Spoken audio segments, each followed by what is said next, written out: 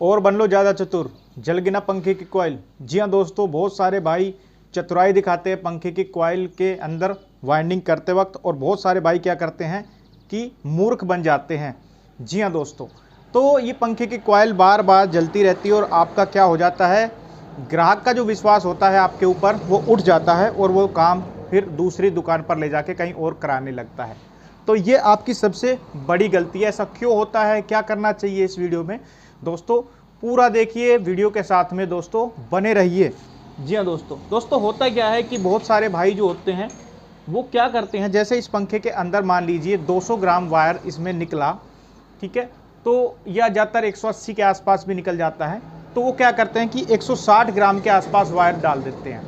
ठीक है, जैसे इस पंखे की स्टार्टिंग यहाँ पे जल गई है, ठीक है, तो रनिंग भी जल सकती है। यहाँ पे स्टार्टिंग इस पंखे में आप देख रहे हैं, तो इस पंखे की स्टार्टिंग जल गई है।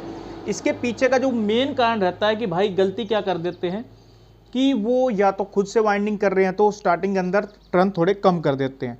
ठीक है, वो इसलिए करते हैं, उनको लगता है कि भाई स्टार्टिंग कॉइल है, कैपेसिटर लगता है और स्टार्टिंग का काम सिर्फ धक्का देना होता है, तो अगर हम थोड़े वायर भी डाल देंगे तो काम चल जाएगा, वो ऐसा सोचते हैं। और क्या करते हैं कि रनिंग में तो ठीक ठाक टर्न कर देते हैं और स्टार्टिंग में टर्न थोड़े से कम कर देते हैं।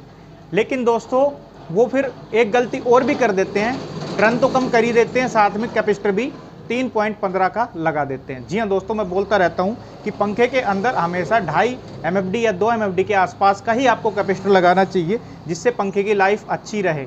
लेकिन वो भाई क्या करते हैं, तो तार भी उसने कम कर दिए और पंखे का कैपेसिटर भी 3.15 का लगा दिया।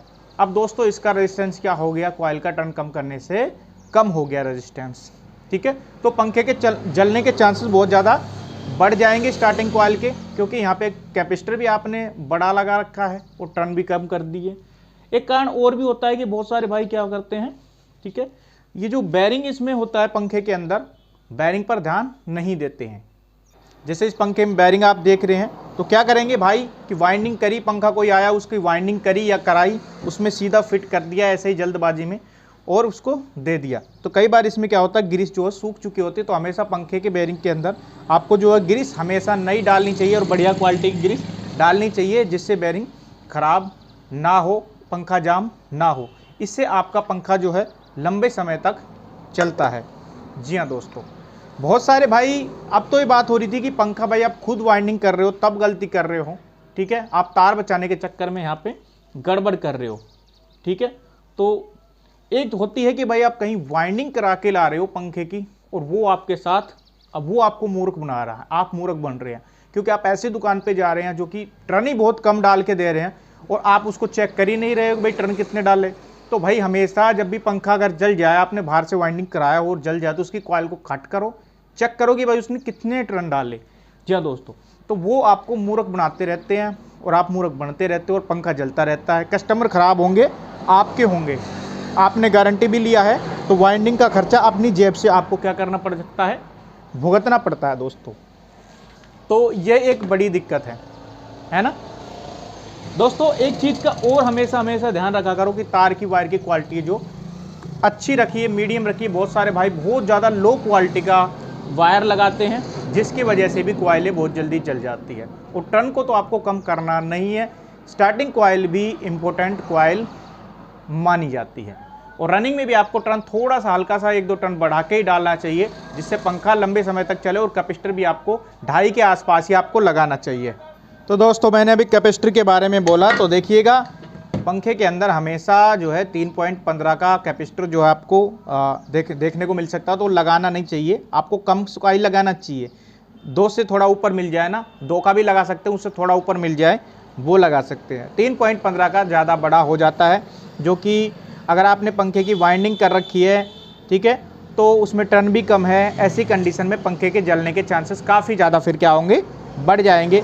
और दोस्तों अगर आपकी ये वाइंडिंग जलेगी तो आपका जो है, ठीक है, एक तो इसमें बचत बहुत कम होती है। सीलिंग फैन में आप लोगों को बता दूँ बहुत कम पैसे इसमें बचते हैं।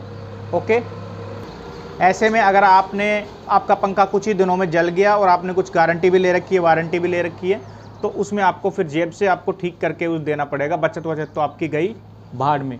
जी हाँ दोस्तों, तो ये हमेशा ध्यान रखा करो, ठीक है। तो 10-20 ग्राम वायर बचाने के लिए ये काम मत करो और ऐसी जगह पंखा बिल्कुल भी वाइंडिंग मत कराओ जो बहुत ज़्यादा लालची है, बहुत ज़्यादा कंजूस व्यक्ति है कि वो आपकी वाइंडिंग अच्छे से नहीं करके देता, उसमें तार भी कम डाल रहा है, लो क्वालिटी का वायर वो लगा रहा है और फिर उसमें वार्निश भी करके नहीं दे रहा है। तो हमेशा ऐसी दुकान पे काम कराएं जो अच्छी क्वालिटी का वायर, ठीक ठाक क्वालिटी का वायर लगा दे, टर्न पूरे रख दें और वार्निश भी उसमें थोड़ा करके दे दें। ठीक है, 10-20 रुपये आपके फालतू ले लें तो ठीक है, बचत थोड़ी कम हो जाएगी, लेकिन आपका जो है ग्राहक आपसे ही काम कराएगा और भी काम आपके पास लेके आएगा और भी 10-20 लोगों को बताएगा कि भाई वो काम बहुत अच्छा करता है, मैंने उससे पंखा वाइंडिंग कराया था, बनवाया था और वो लंबे समय तक चला।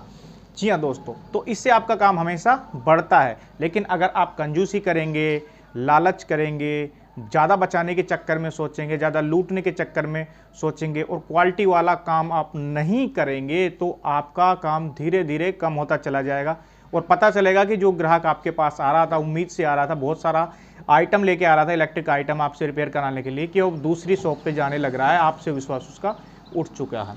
जी हाँ दोस्तों, मैं चैनल पर वीडियो इसीलिए लेके आता हूँ कि आप काम को इम्प्रूवमेंट करें, काम की क्वालिटी को इम्प्रूवमेंट करें। इसलिए मैं छोटी से छोटी मिस्टेक पर, छोटी से छोटी गड़बड़ या गलती पर वीडियो आपके लिए लेके आता हूँ कि आप अच्छे से उसको समझें, अच्छा काम करें, क्वालिटी का काम करें, जिससे आपके ग्राहक भी बढ़ें, आप पर ग्राहक का जो विश्वास है, ट्रस्ट है, वो बना रहे और आपसे ही वो काम कराएं और आपका जो है प्रचार भी अच्छा वो कर देते हैं।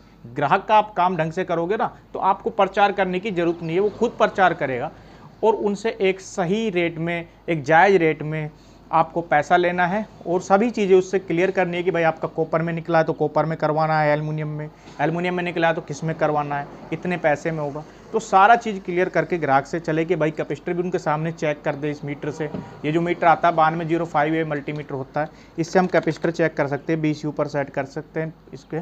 ठीक है, तो इससे आप कैपेसिटर भी चेक कर सकते हैं। मीटर फ्लिपकार्ट पे मिलता है, फ्लिपकार्ट का लिंक कोने में इधर मिल जाएगा आपको, वहाँ से शॉप का ऑप्शन आ रहा होगा इधर ना, वीडियो में इसका चित्र आ रहा होगा, उस पर क्लिक करके खरीद सकते हैं। 400-450 के आसपास पड़ता है।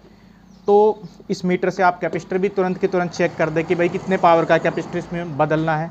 बैरिंग को देख लें, बैरिंग अटक पटक रहा है, बदलना है या ग्रीस करना है। तो अच्छा क्वालिटी का काम करें, मेरे कहने का मतलब ये, बैरिंग में भी अच्छी क्वालिटी की ग्रीस डालें, वाइंडिंग भी अच्छे से करें, कैपेसिटर पे भी ध्यान रखें और फिटिंग भी अच्छी करें। ऐसा करने से आपका जो है ग्राहक हमेशा खुश रहेगा, आपके पास काम की कोई कमी नहीं रहेगी। क्योंकि अगर आप 10 लोगों को काम करते हैं ना, तो वो बंदा, एक बंदा 10 लोगों को हमेशा बताता है, अगर उसका काम आप अच्छा करते हो तो। लेकिन आप उसका काम आपने बिगाड़ दिया, उसको लूट लिया, या उसका पंखा मोटर आपके पास आई, वो बार बार रिपेयर कराता, थक रहा है, तो वो आपको गाली भी देगा, आपका नुकसान भी होगा और आपका जो रिव्यू है वो बहुत ख़राब कर देगा, आपका काम ख़राब कर देगा। बहुत सारे लोगों को बताएगा भाई उसको काम आता ही नहीं है। तो ऐसा पंखा जो आपको समझ में ना आए कि वो बार बार जल रहा है, दिक्कत हो रही है, आप उसको कर नहीं पा रहे हैं, तो आप उसको बार बार रिपेयर भी मत करो। उसको बोल दो कि भाई आप दूसरा ले लो, उसको ऐसा बोल दो कि ये पंखा अब डैमेज हो सका है। तो इससे क्या होगा कि वो भी नुकसान से बच जाएगा और आप भी नुकसान से बच जाओगे, ऐसा भी आप बोल सकते हो। ठीक है, तो आज की वीडियो में बस यही जानकारी देना चाहता था। उम्मीद करता हूँ वीडियो अच्छी लगी होगी, फिर मिलेंगे किसी अन्य वीडियो के। ठीक है, साथ में जय श्री राम सभी भाइयों को।